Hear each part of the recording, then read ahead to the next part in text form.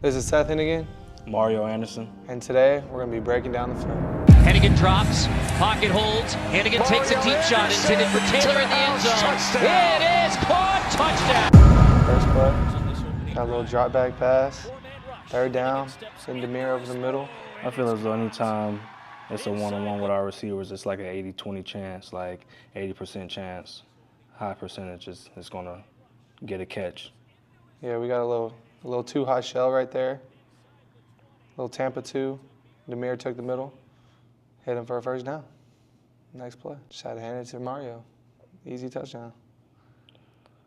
Going through this, I mean, I was talking as Maggie earlier. She was asking me how do I keep my legs driving and everything on this, and just I feel as though at the running back position, like once you see that end zone, it's like you gotta get there by any means possible. So First touchdown of the year. Definitely was. It was a good one too. Guys gave a little push, so yeah, I had to pick that ball up for you after.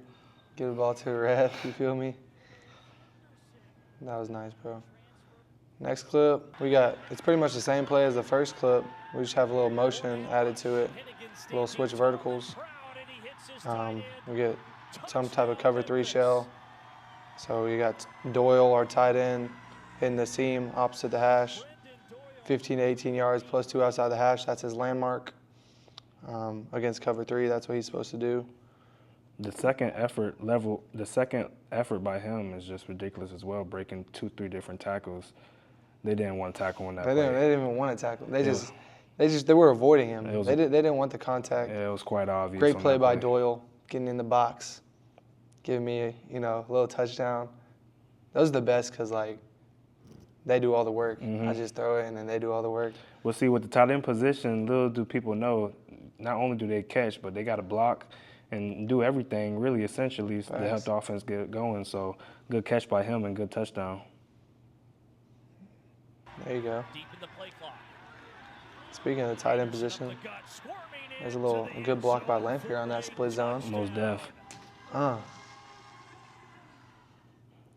Little touchdown. I feel as though anytime with inside zone and we have our tight ends coming across, to seal that edge right there on either side, left or right side, is definitely going to be a big block in the hole right there for me to expose. So shout out to them boys up front for pushing good start. up. 28-0 in the first half. North Alabama will take it. A little Selly. I love it. Yeah, Ant just really killed this guy. I'm going back and forth on the play. That's easy money, bro. Yeah. What else we got here? Got a little orb motion from Demir. Mid zone. Man, there's nothing. I just have to hand it to Mario. See, well, I can't even take all the credit on this play because all week during practice this week, we really emphasized, on the 16 and 17s, really emphasizing building a wall for the line to be able to get, whether it was me, BT, Greg, one-on-one with that nickel, with that safety coming down. So my job was easy after the big guys up front was able to, secure the edge and do their job essentially. Couldn't do nothing without them. So shout out to them, and I was just able to show my track speed after that. Yes, sir. The play before, I was just telling Mario before I got hit. So I carried out my fake pretty poorly. Didn't even celebrate after. I was a little banged up. We got it on the sideline, It's all good. Yeah, I wasn't worried about it. Look at Trent's fist pump right there at the end after the touchdown. Look right here. First of all, what is that? Huh? Yes, sir. That's nice. We got a crazy celebration going on right here with Trent and Mario. They're doing a little chill. Hey, we did it Saturday night as well against Middle Tennessee. He'll see me. He'll be like, Mario, give it to me. So I love that. That's my guy right there. I might need to get in on that action. That's my guy right there. On to the next. Little RPO. Get it to Doyle. Touchdown machine. Definitely is. I don't know what he's doing. He's trying to rock the baby. He's got the ball in his hands. But yeah, on that play, basically I can hand it to Mario or throw it into the flat, or we got 2 blockers and just a little flat RPO to the tight end.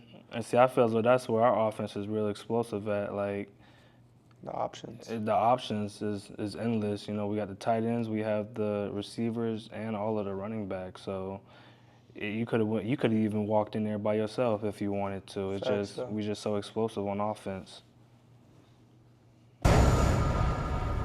You got a defensive clip right here. I remember this play like it was nothing. Hit stick, boom. Great play by Coffee. Definitely. Only 30 seconds into the game, setting the tone. Gave us a ball in the red area. This is like the second. Yeah, this is like the second play, right? Yeah, it Yes. was the second play. Yeah, That's crazy. Coffee was amped up that game too. I'd love to see that from the I love defense. great play though. Really set the tone for the game. We only got a field goal, but it's all good. Defense definitely did their thing in that game. Every game, but this game right here, they definitely put on the show. And it Facts. started with this hit right here by Coffee. Next play. Oh, this is a deep shot to Rock. Yeah. This is just a great call by Coach Krams. We have a little, what we call a 7 cut by the single receiver, which is basically a corner. Versus press, he has to dog stem, so release inside. And then his landmark is 25 yards on the sideline, but in this case, the DB kind of played on his low hip, so he had to take it a little higher than he normally would. And so I threw it over the top, whereas if the DB was higher, he would have to throw him by, and then I would flatten him into the hole. But basically, it was man-free, cover one. And so I'm just going to throw my one-on-one. That's where my read takes me. And then talking about the play before, it was something happened before that play. I remember this play being on the side because I think we had a TV timeout, and it was tugging Rock the whole game, like pulling his jersey and everything. Yeah. And I looked at him, I'm like, hey, bro, like we talking about playing on Sundays. You gotta like, make a play. You got to make a play, a ball coming your way. And sure enough, ball came his way, and just about every single time he's going to make that play. So that was a good ball and good catch, you know, Thanks, bro. for sure. I feel like that really kind of got us going too. It definitely did. Because if you look at the score, it says 3-0 in the second quarter, and obviously we want more points. So, but I feel like we played all right, and that kind of got our offense going. We scored on this possession too. So I think Greg ended up scoring on this drive right here, right? probably. Yep. As a matter of fact, it is this It's play, probably that next play play. right Yep. It definitely is. All right, on to the next. Oh. This is a very interesting play. First off, let's wind back. Look at that protection. You had all day in the pocket. First off, by the O-line, great protection by those guys. Yes, sir. Shout out to O-line. Always got to show love. But yeah, right here, to explain the play, we got our little mesh traffic. We see Greg DeRosier, the back. He's sliding to the field. He's got basically an arrow, but he aligns opposite of where he would normally align. And then we basically have 3 kind of meshers for Rock, because this is kind of a man beater play, and they're in man. But we're not tight enough on the picks by those 3 guys, so he's not open. So I just kind of get through it. Mir and Draco end up popping wide open, but I just kind of locate it to Lanphier, and he makes one miss and drop steps and gets vertical. He makes about 4 or 5 guys miss on this, and that just goes back to how explosive our tight ends are, being able to catch, pass block, run block, and just really be a Swiss Army knife. So Facts. A little spin move out of the kid. I didn't think he had that in him. Me neither. He doesn't strike me as a dancer, you know. He doesn't have fluid hips. Actually, judging by this play, maybe he will be on, Dancing with the Stars next. Who knows? It's a great play by Lanphier. Definitely. No celebration out of the kid. Strictly business. There we go. On to the next. Talking about Anthony Lanphier, right back to him Lanphier for the again. touchdown. Lanphier again. We actually ran this play too earlier in the game, and I got stepped on and face planted. I remember that play too. That one was not a good look. It's surprised that they didn't see it coming again. You know what I'm saying? We ran the same exact play on the same exact hash. They just couldn't stop Number it, I 11 guess. just, I don't know what he's doing. He's just kind of pop it in there right now.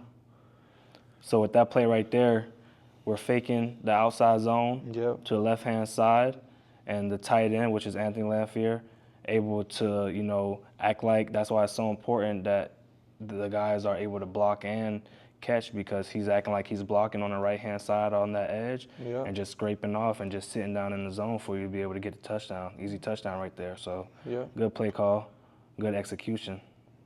Yeah, another thing for the viewers, a little nugget of information. As a right-handed quarterback, and most quarterbacks are right-handed, a lot of the bootlegs go to the right-hand side because it's easier to throw more quickly to the right-hand side. So if the ball's on the left hash, you're not often going to be faking to the right, because then you'll have to flip your body all the way around to make the throw. A lot of times on the goal line, you'll see right-handed quarterbacks just on the right hash, bootlegging to the right. There you go, piece of information. But anyways, celebration, no celebration. Oh, wait, let's go back to that last play for 1 second. If we go, I was trying to do something kind of cool. I'd been thinking about it for a while. It's a Gladiator reference where they're like, you know, I don't know what it's called. It's not the emperor, but whoever the leader is, he like decides if they die or if they get to live, basically. Yeah. So he like goes like this, and like the crowd will be like, ah. So I was like saying like, you know what I'm saying? You killed him right there. Yeah, we killed him right there. Okay, yeah, nah, I like that right there. But I'm not a big celebration guy, but that was a cool moment. I was kind of lit on the sidelines too after that, because I felt like that was a big drive for us. No, it definitely was. Trying to turn up the crowd and stuff. All right, on to the next. Rewind this. Okay.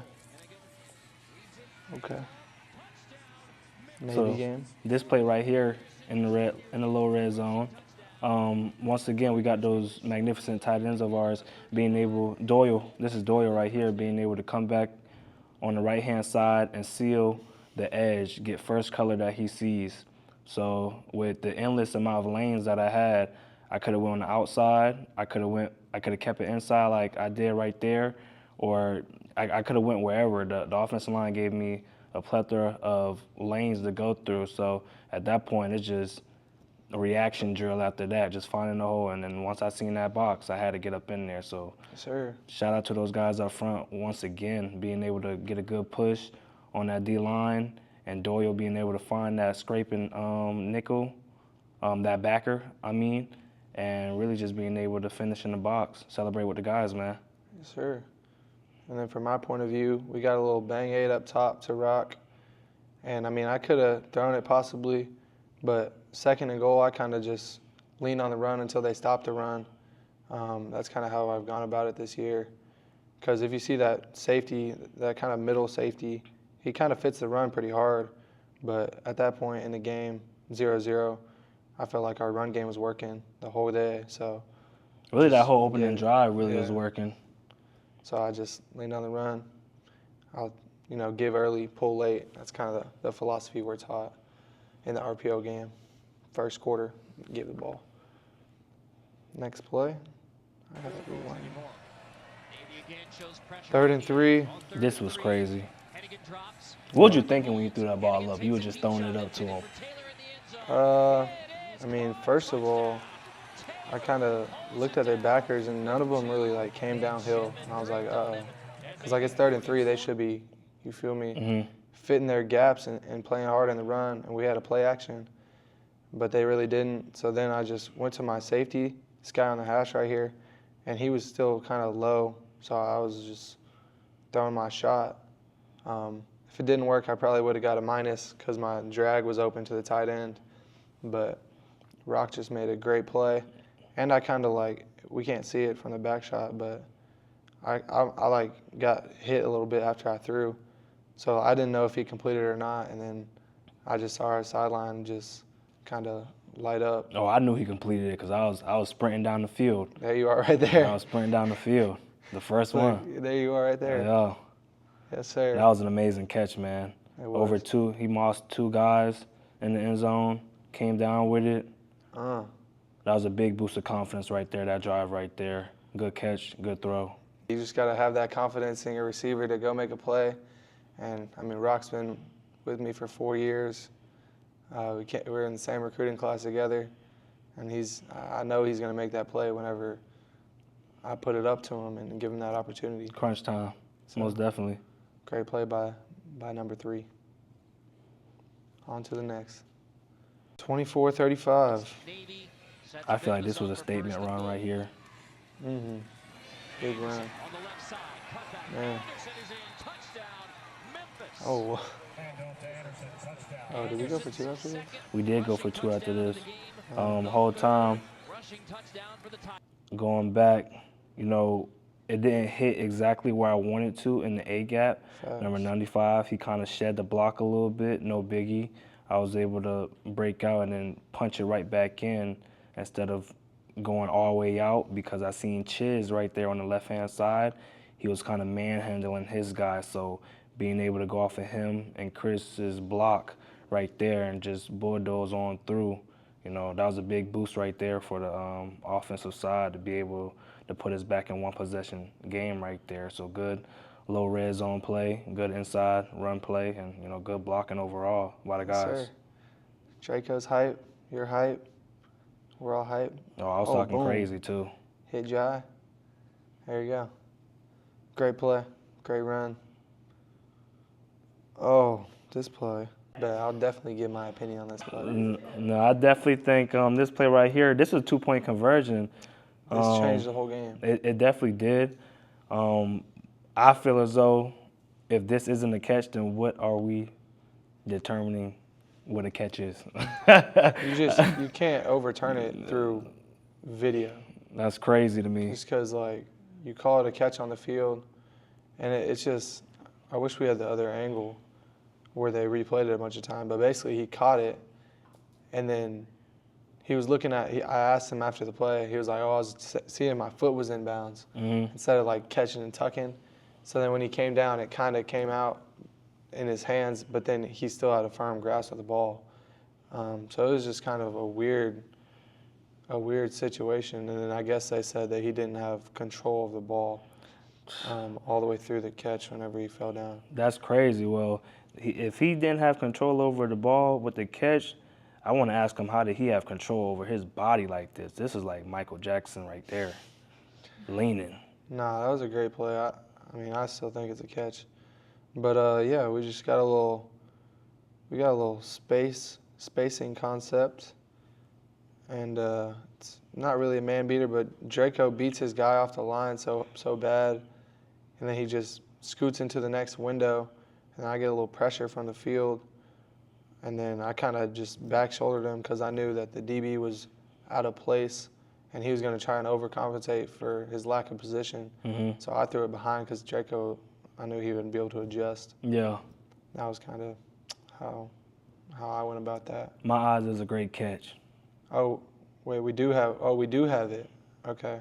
I have it at the very end. So, yeah, you can see Draco's foot's in bounds. He's got the ball caught. Oh, wait. Oh, we can't see the very end.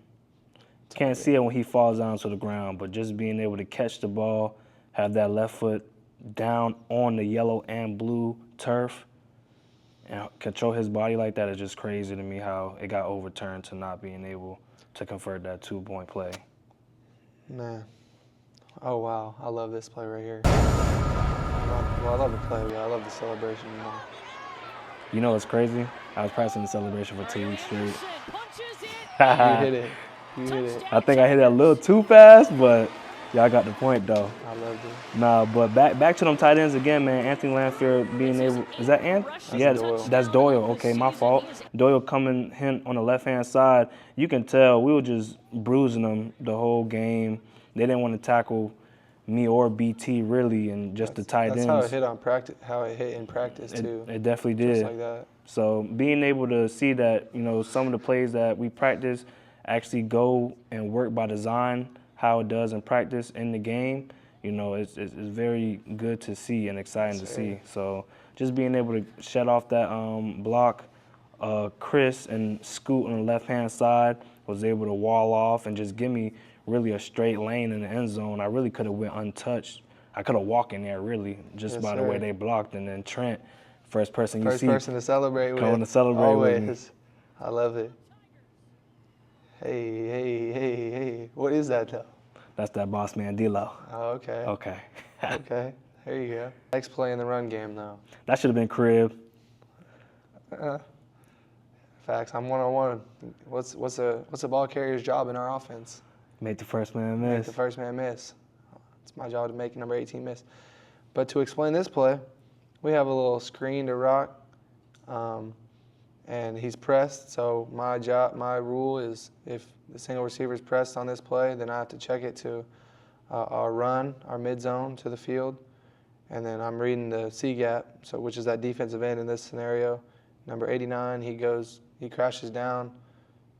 So I pull the ball, and then there's no one there. So there's no one there because the whole game BT was just every time he touched the ball, he was running someone's faces over, giving them snot bubbles really. So the whole defense really keyed in on him. So that was a good read by pulling this ball and going to get the first down.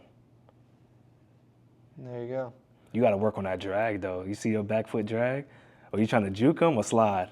I don't know what I was trying to do. I was trying to see if he would do anything. It reminded me of the quarterback from the University of Pittsburgh when he did the fake slide. Kenny Pickett? Yeah, that kind of reminded me of a little bit. That's what they call that down now, though. I should try that sometime, see if it works. But there you go, a little high five. Oh, I do want to talk about this play. I have a lot to talk about this play actually. So this is our little. Our special package, our goal line package.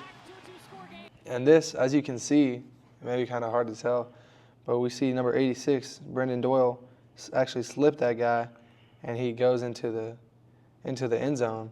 This is an RPO. I could have pulled this and thrown this. And looking back, he's kind of open, so I kind of wish I would have. It's all good. But this was my opportunity to keep the touchdown streak alive. That got snapped the other week, 42 games with a touchdown pass. That's still impressive though, 42 consecutive games with a touchdown. And the funny thing is, right before this play, I told BT, I said, I'm pulling it. Just give me a good fake. I'm pulling it. Because you can see if you zoom in here, it's a bad mesh. The ball's on his hip. And I was just trying to make sure we got the mesh. He's basically jumping in there with the ball on his hip because I had told him I was going to pull it before the play. Yeah. But then whenever the play actually happened and the big old number 99, he just kind of jumped outside. He didn't even crash down at all. So I was like, I'm just going to give this, hit it up in there. Touchdown. Touchdown Tigers. On to the next. I'm lagging. Ground game with Anderson. Thank you. Cuts outside. This play right here, this actually was supposed to hit same side. If you can tell, Jonah, he worked up to that second level to that linebacker. So I could have went either way. I could have went behind Jonah and follow him and try to see daylight. But the hole on the left-hand side, Scoot and Chris was doing such a phenomenal job that I just went to the backside B gap and it had me one-on-one with number 6. Mix. He didn't want any part of you, bro. Well, not only that, I tried to hurdle a few plays before that, and I was praying that I didn't get hurt on that. And I said I'm gonna stop trying to hurdle for a little minute. I remember you telling me that. Yeah, so no more hurdles for me for a couple games. That was a good job making him miss though. Great play. Gained 30 yards. I had everywhere to go at. I could have went on the left side or right side. The whole line has gelled together so good lately. Great run. Thank you. That's all you, baby. That's all we got. That's the last play. Thanks for watching film with us. We'll see you guys at the next game against South Florida. Go Tigers. Go Tigers. Bye.